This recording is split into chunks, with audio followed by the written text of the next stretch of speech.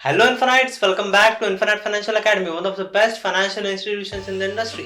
So आज के इस वीडियो में हम देखने वाले हैं कि स्टॉक मार्केट जैसे इतने वॉलेटाइल मार्केट में आप एज एन इन्वेस्टर कैसे सेफ रह सकते हैं, कैसे प्रिपेयर्ड रह सकते हैं। बहुत ही इंपॉर्टेंट वीडियो है, पूरा वीडियो जरूर देखना। एंड अगर आपको वीडियो पसंद आए तो लाइक, शेयर एंड सब्सक्राइब करना मत भूलो। सो आइए शुरू करते हैं।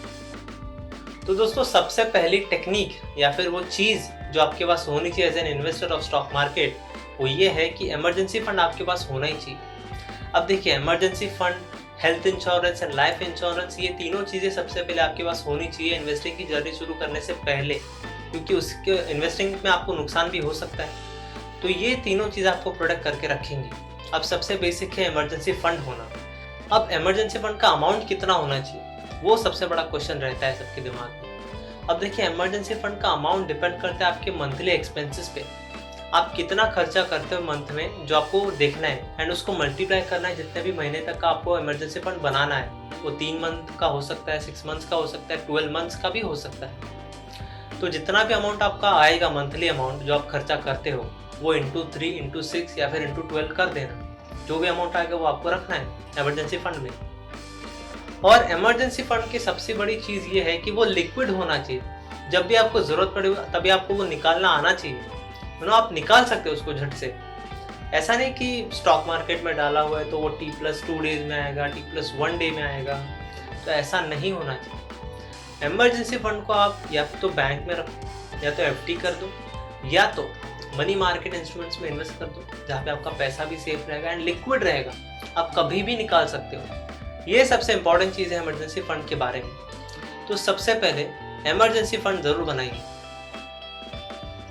अब दोस्तों, दूसरी चीज़ जो आपको एज एन इन्वेस्टर पता होनी चाहिए वो ये है डाइवर्सिफिकेशन। अब ये तो बहुत ही बेसिक चीज़ है, आपको सबको पता होगा आई होप। अगर आपको नहीं पता है तो हमारे चैनल को जरूर सब्सक्राइब कीजिए। बहुत ही बेसिक चीज़ है, सभी इन्वेस्टर्स को ये पता होना बहुत ही ज़रूरी है। अब डाइवर्सिफिकेशन क्या होता है, मैं आपको एग्जाम्पल के साथ समझाता हूँ।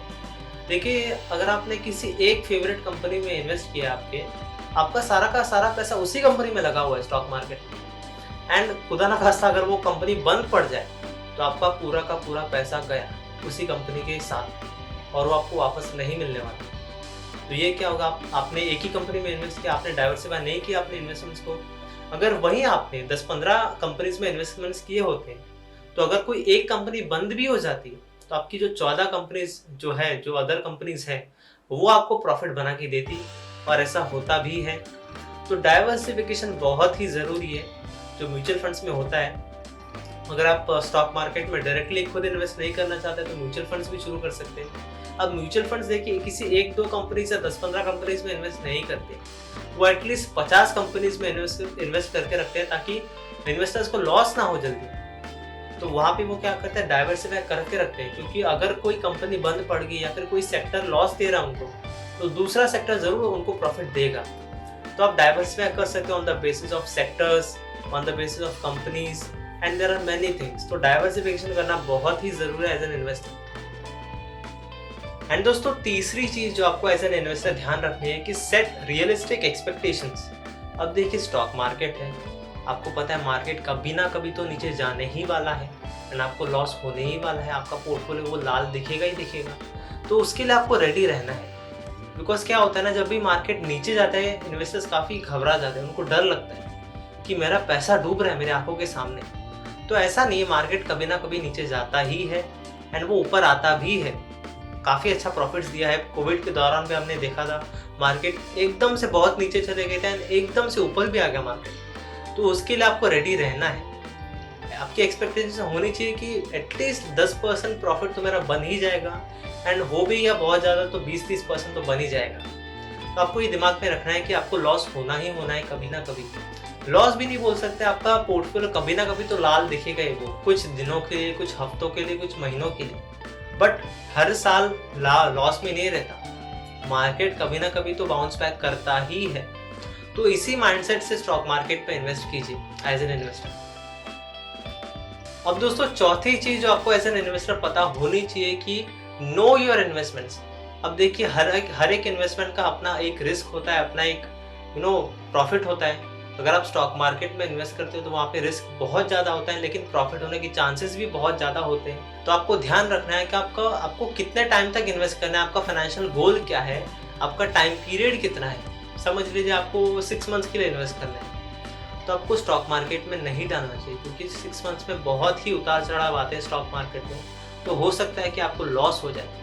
लेकिन लॉन्ग टर्म के लिए अगर आपको स्टॉक मार्केट में इन्वेस्ट करना है तो बहुत ही आसान है, क्योंकि लॉन्ग टर्म में सेंसेक्स, निफ्टी या फिर कोई भी इंडेक्स देख लीजिए, वो हमेशा ऊपर ही जाता है, कभी भी नीचे नहीं आता रहा है, वो ऊपर ही जाएगा। मार्केट पहले 5-6 हज़ार था सेंसेक्स, अभी 60,000 चल रहा है, तो मार्केट तो ऊपर जाना ही है।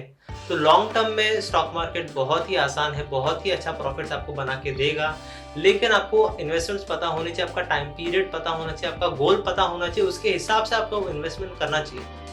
अब दोस्तों, पांचवी चीज जो बहुत ही इंपॉर्टेंट है, बहुत लोग ये मिस्टेक करते हैं as an investor stock market में, वो ये है कि वो पैनिक कर जाते हैं जब भी स्टॉक मार्केट नीचे गिरता है। उनको लगता है कि मेरा पैसा डूब रहा है, क्या करें, एंड वो उस टाइम पे उस स्टॉक को सेल कर देते हैं, जो भी उनके होल्डिंग्स है वो सेल कर देते हैं एंड लॉस बुक कर देते हैं। तो ऐसा नहीं करना है कभी भी। ऐसा भी हो सकता है कि एक टाइम के लिए थोड़ा मार्केट नीचे गया, उसके बाद बहुत ऊपर चला गया, फ्रेम से भी बाहर चला गया, तो ये आपको नहीं करना है। सेल नहीं करना है बैड मार्केट में, लॉस नहीं बुक करना है, आपको काम रहना है, देखना है कि मार्केट कैसे ऊपर जा सकते हैं, थोड़ा होल्ड ऑन कीजिए। तो आपको पैनिक नहीं करना है, आपको होल्ड करना है थोड़े टाइम के लिए, एंड जब भी मार्केट ऊपर जाएगा आपकी मर्जी है, आपको उसके हिसाब से बेचना है या फिर होल्ड भी कर सकते हैं लॉन्ग टर्म के लिए। तो ये चीज़ है, पैनिक नहीं करना है जब भी मार्केट नीचे जाता है।